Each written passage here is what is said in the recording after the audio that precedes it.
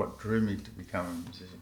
Well, I started playing, I think it would have been when I was 9. My father was a musician, and he had instruments lying around the house. My dad showed me a few things, and the rest of it was listening to radio, teaching myself, and getting lessons whenever I thought I needed them. Well, when I was growing up, we used to listen to the pirate radio station, Radio Caroline, which was an English radio station. There was a lot of bands from Merseyside, which was technically called the Mersey Beat. Everyone was influenced by what was happening with the revolution of the 60s music. It was a fantastic time in England to be part of that whole scene. Even though we didn't settle in Elizabeth, I settled in Parra Hills, or the family settled in Parra Hills.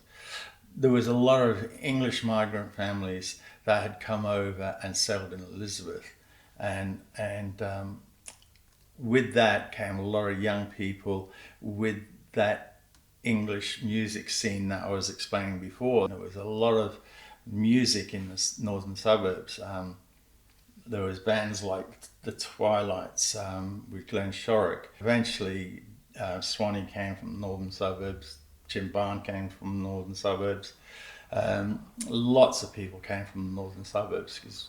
When I was going to high school, a lot of us friends around the area were dabbling in music.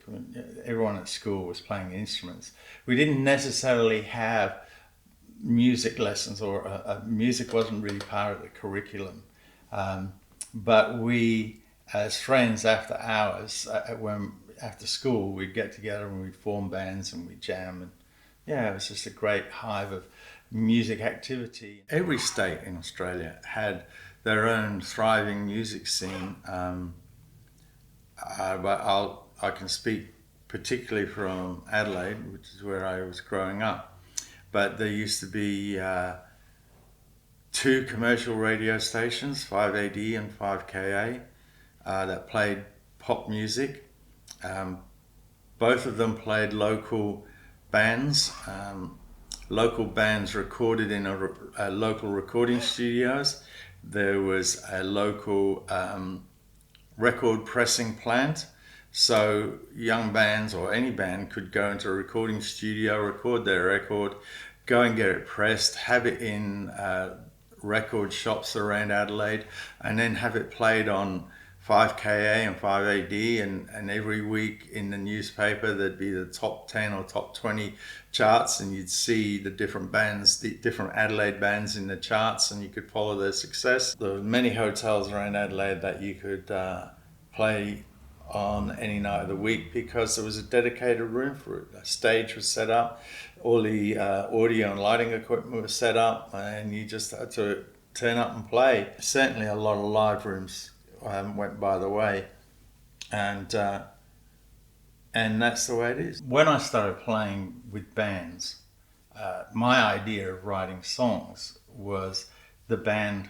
would write a song together. You get together, you play covers so that you could work out how to play together, and then eventually you get to a stage where, you know, as a band you decide that you'll write your own material. And so I always thought that writing was something that happened in a band format. And it wasn't until much, much later that I dabbled in writing songs myself. But I never really classified myself as a songwriter until I was just working with a producer one day, and he said, you know, you're more of a songwriter than anything else. And I said, well, not really. I'm just a guy that dabbles. And he said, no, you're a songwriter and you need to take ownership of that. Well, clearly the Beatles. I don't think you grow up in the 60s in the Merseyside without saying that the Beatles weren't an influence, because they were a huge influence.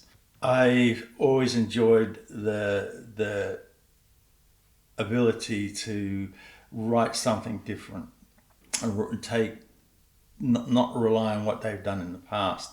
And that was really the most significant thing about growing up with the Beatles as a backdrop, because every time they set a standard with an album they did, they then said, well, no, we can do better, we can do better, we can do, and that always developed to the point where they couldn't play live anymore because the music was too sophisticated. I had a business for a long time that was servicing the entertainment industry. My business had a recording studio and rehearsal studios, and also professional audio and lighting equipment that we hired out and we sold and we installed to venues.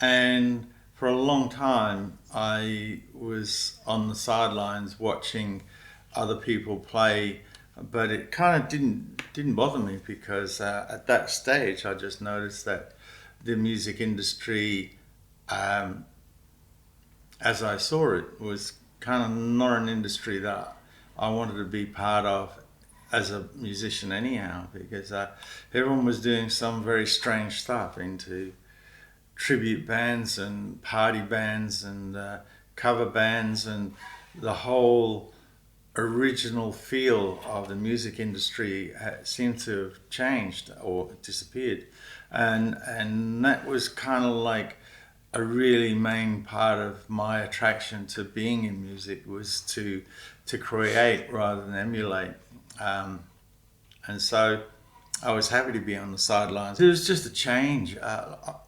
don't know if it's a change. You know, musicians musicians have to make a wage.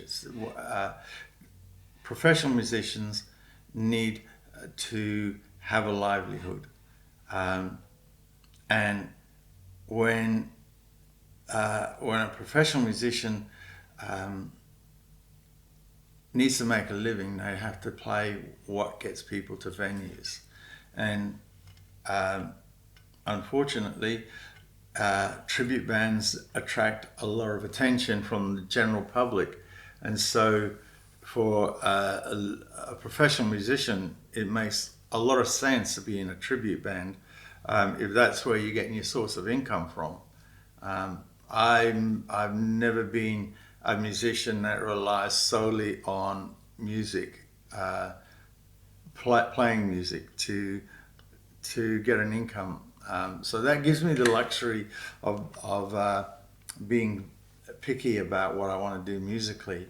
But for somebody whose only income is music, then they have to go down the route of tribute bands, and what can you say about that? It's not so much musicians' fault. I mean, it's the public who want that sort of thing. So that's the way it is. I don't know what the story's going to be in the future, but I do know that the opportunities that were afforded me when I was growing up, and people like me who were interested in the music industry, we learned everything about our craft by playing, by being in bands, by being at venues, by being part of an industry. Now that industry is not there anymore, but kids pay money to go to institutions to learn stuff from teachers and lecturers, but I don't know what industry there is that they're going to come out and be part of unless things change. Who knows?